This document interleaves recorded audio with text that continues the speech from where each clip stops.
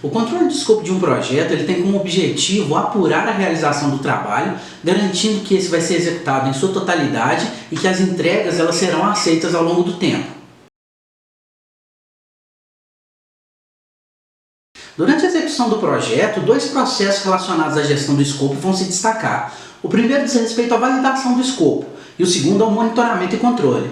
A validação do escopo é o processo de formalização da aceitação das entregas que foram concluídas ao longo do projeto.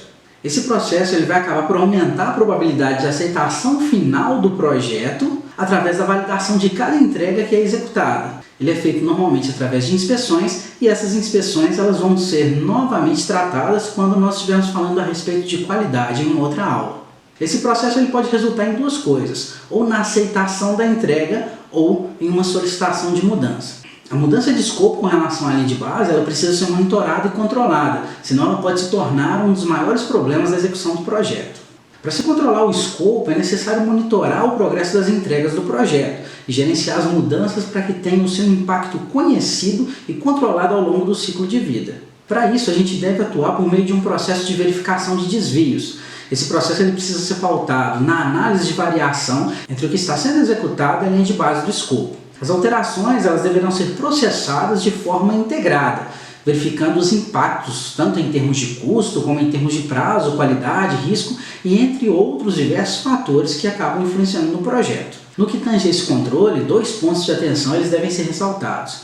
O primeiro com relação ao controle dos pleitos dentro de um projeto e o segundo com relação aos scope creeps.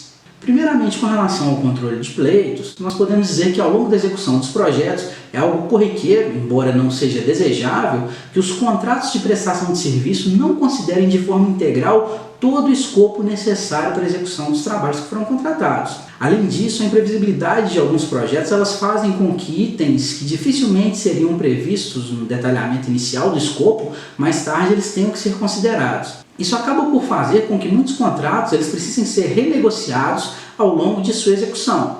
Normalmente o pedido de aditivo contratual ele é proveniente do fornecedor de serviços e quando isso acontece é chamado de pleito ou claim. Esse pleito ou claim ele precisa ser tratado pelo gerente de projeto. A problemática dos pleitos ela acaba sendo mais profunda e complexa do que ela parece. Isso porque existe um grau de subjetividade muito grande quanto ao entendimento do escopo que aumenta conforme a precariedade da descrição do mesmo. Isso pode gerar um processo de negociação complexo, o qual pode acabar exigindo tempo e recurso do contratante e também do contratado.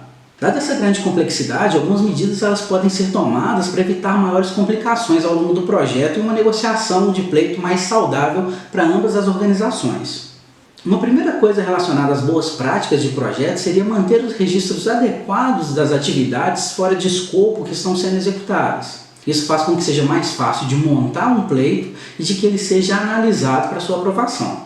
Outra questão está relacionada à comunicação. Realizar as comunicações sobre execução de atividades extra-escopo de maneira formal entre o fornecedor e o contratante, ele acaba por gerar registros importantes que podem ser utilizados. Além disso, quando nós falamos em negociação de pleitos, nós temos que pensar sempre em ser justos. Isso porque na montagem de um pleito ou na análise de um pleito, algumas questões elas podem sempre gerar algumas desconfianças. A perda de confiança em uma das partes do contrato ela pode ser muito prejudicial para o projeto. Por fim, ambas as partes elas precisam se atentar para o poder de negociação que elas possuem na hora de pleitear.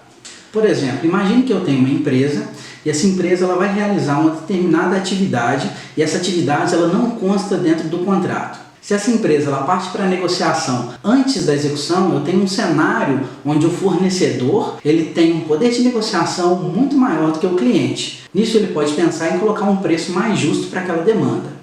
Caso a negociação ela ocorra depois da execução daquela atividade, isso pode gerar um panorama muito diferente, onde o fornecedor ele tem um baixo poder de negociação e o cliente ele tem um poder de negociação muito alto. Isso porque o trabalho, como já foi executado, o fornecedor ele fica à mercê da aceitação ou não de um determinado preço que o cliente ele pode colocar para aqueles serviços. Dessa forma, existem dois momentos, um momento anterior à execução dos trabalhos e um momento posterior à execução dos trabalhos. Cada momento possui um panorama muito diferente. Além da questão dos pleitos, nós temos também o scope creep. Um scope creep ele é uma mudança de escopo que não é controlada pela equipe de gerenciamento. O scope creep normalmente ele se remete a pequenas modificações de projeto, pequenas questões que são solicitadas por um determinado fornecedor ou por um determinado cliente que acabam por impactar minimamente no projeto quando eles acontecem de forma isolada. O problema é que os scope creeps eles são muito mais comuns do que aparentam. Nesse caso, nós podemos observar frases muito conhecidas dentro da execução de projetos, como por exemplo, é só uma pequena modificação, nós realmente precisamos dela, ou mesmo, isso é um detalhe, não custa nada. Embora essas alterações elas sejam pequenas quando consideradas de forma isolada, elas podem acabar sendo muito prejudiciais ao longo prazo, uma vez que o seu efeito é acumulativo. Nesse caso, o gerente de projeto ele acaba tendo duas opções. Ou ele vai controlar aquelas alterações, o que acaba sendo um dispêndio de esforço muito grande, ou ele vai proibir, ele vai coibir essas alterações ao longo do projeto. Ambas têm seus custos e benefícios. Bom, com relação ao gerenciamento de escopo, nós vamos ficando por aqui. Muito obrigado e até a próxima aula.